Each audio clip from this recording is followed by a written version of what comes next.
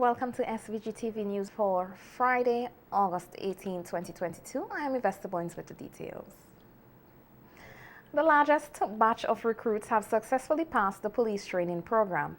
On Thursday, the Royal St. Vincent and the Grenadines Police Force held its 40th passing out parade for 113 recruits.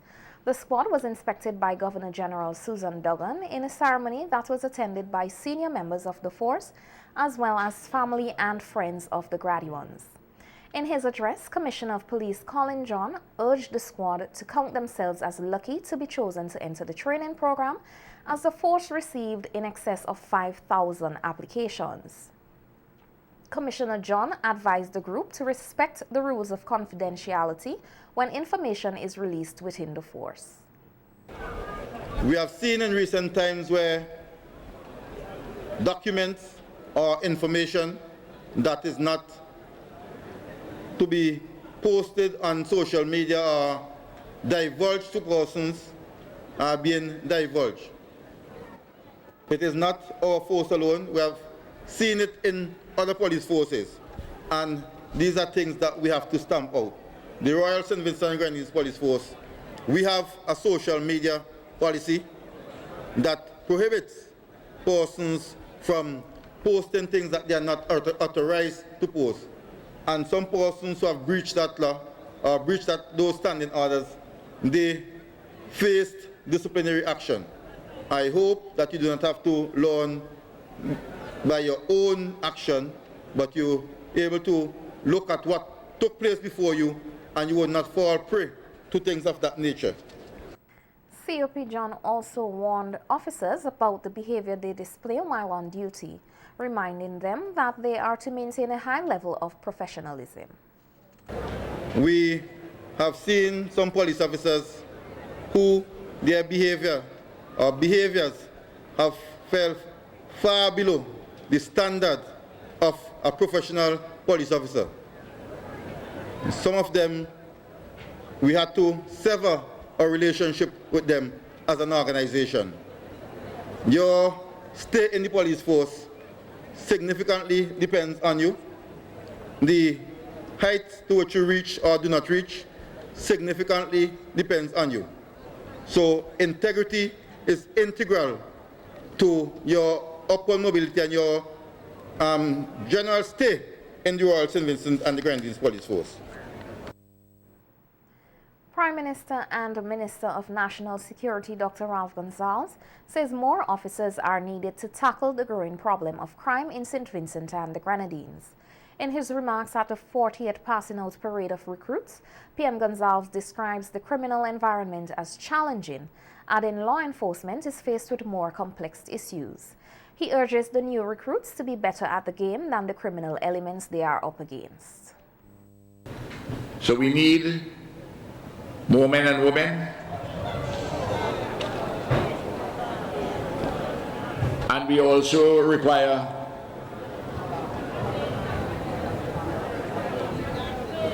men and women with a level of entry qualifications to put them in a position that they can be engaged in more scientific training and policing. As the criminal fraternity has become more sophisticated, you, the police officers, individually and collectively, equally have to be more sophisticated, more modernized, and better at the game. And I tell you this,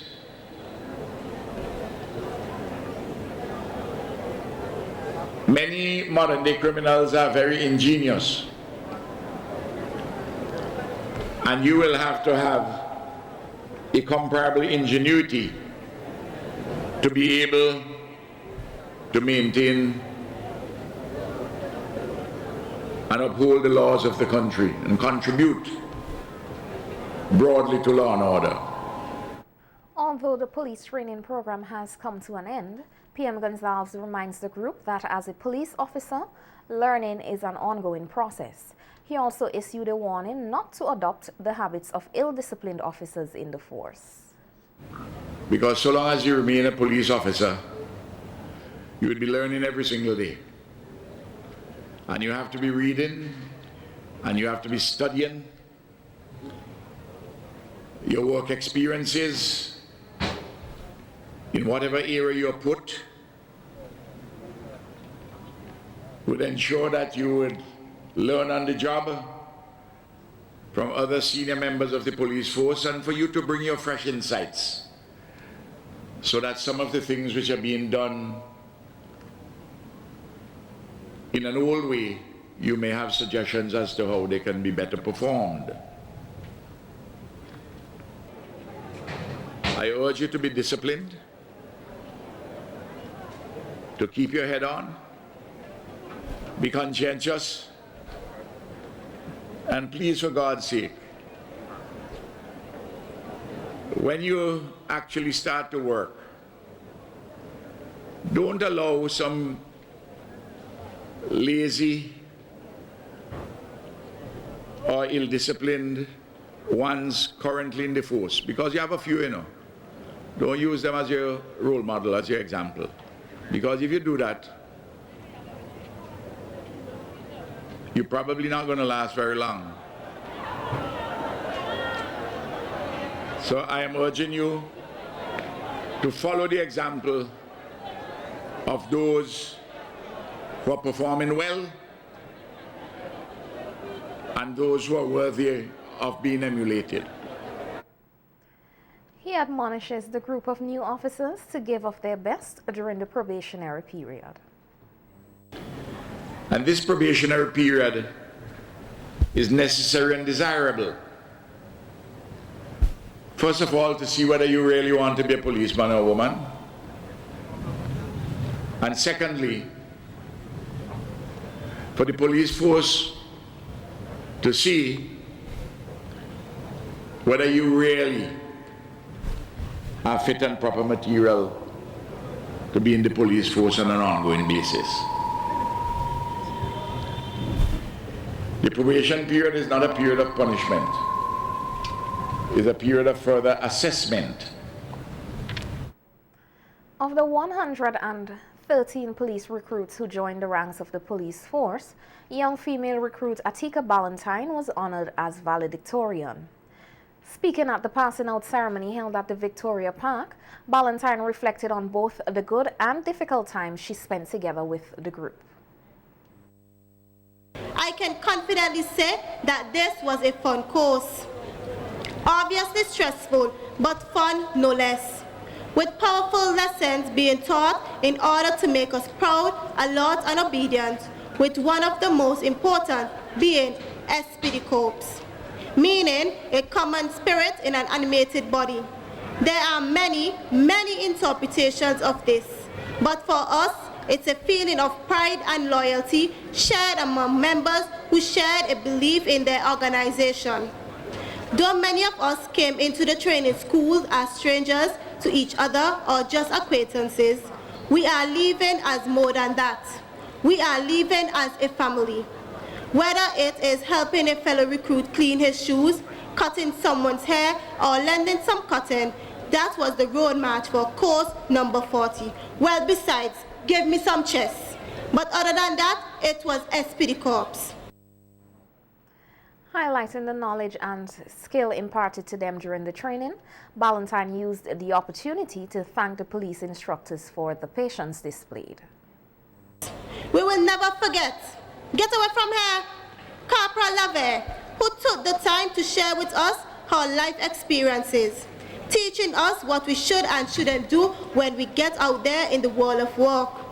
Even as the youngest instructor, Corporal Lave is full with knowledge, which she always shares with us. We're winding down.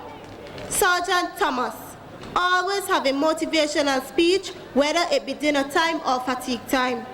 During this speech, he will say to us, I have nothing more to say. Carry on smartly, but he will still proceed to speak for another 20 minutes. Sergeant Thomas, we will take with us that we are never too young to achieve our goals. You understand me? Sergeant Lewis, You instill in us maturity. You showed us how to go about and deal with our problems, whether our problems without having someone constantly behind of us. You motivate us to tackle tasks that we in our minds think that we couldn't do. You made sure that we put our best foot forward when it came to physical training. For with physical training, you can live until you're 108.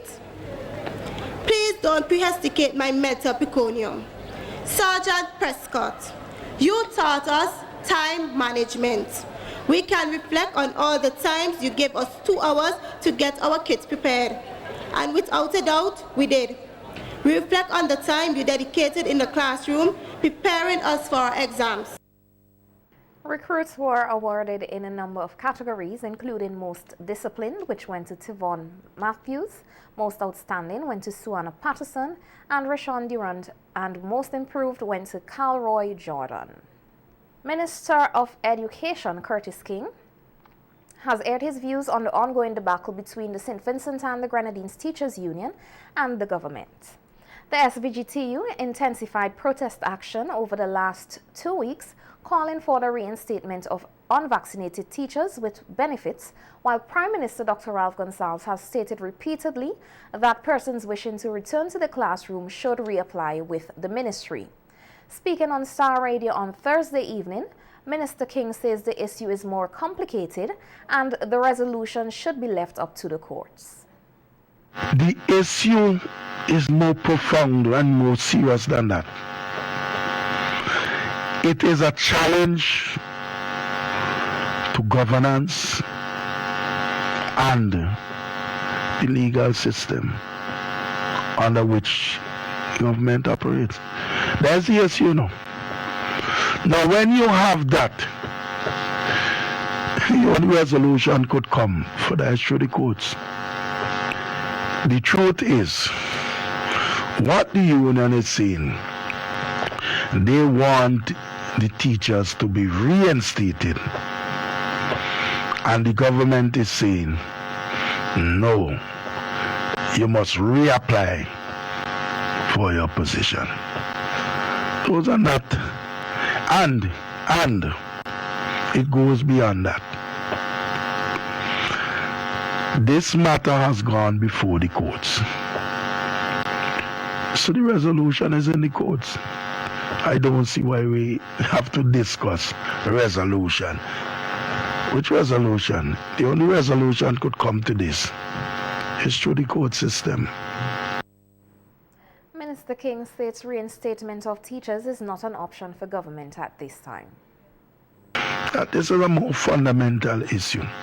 And I'm not going to get involved as to whether they should reapply or be reinstated. I know our position. The government, in relaxing the measures, have said teachers reapply. Look, the government cannot, I say so, cannot reinstate the teachers. That would be saying that the laws that you introduce in a pandemic to govern were illegal. Now let the court decide that, whether they were reasonable or not.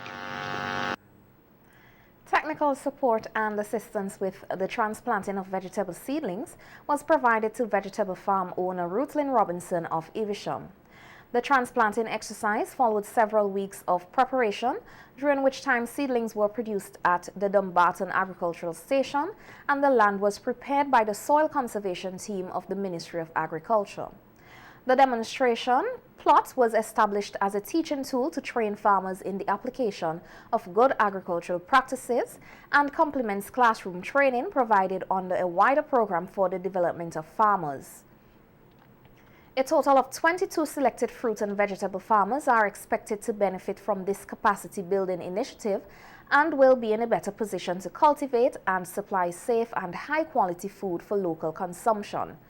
This program will be collaboratively implemented by the Ministry of Agriculture, forestry, fisheries, rural transformation, industry, and labor, the Food and Agricultural Organization of the United Nations, the FAO, and IICA.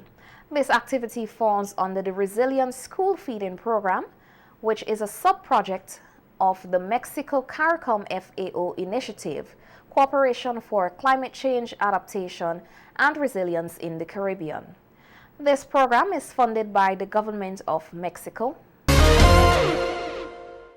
Parents are being urged to use positive methods of communication with children and avoid verbally abusing them. This from social worker in the Ministry of Health, Roselle Solomon, who was speaking on NBC's Face-to-Face program this morning. Solomon notes verbal abuse can cause children to develop a low self-esteem and self-image, adding they may act out or show aggressive behaviors to others. Solomon encourages parents to set good examples as children often emulate the actions of those closest to them. I think that a parent needs to know themselves. And I'm not talking about a woman alone. Parent, mother, father. They're both equally important in this relationship. Know thyself.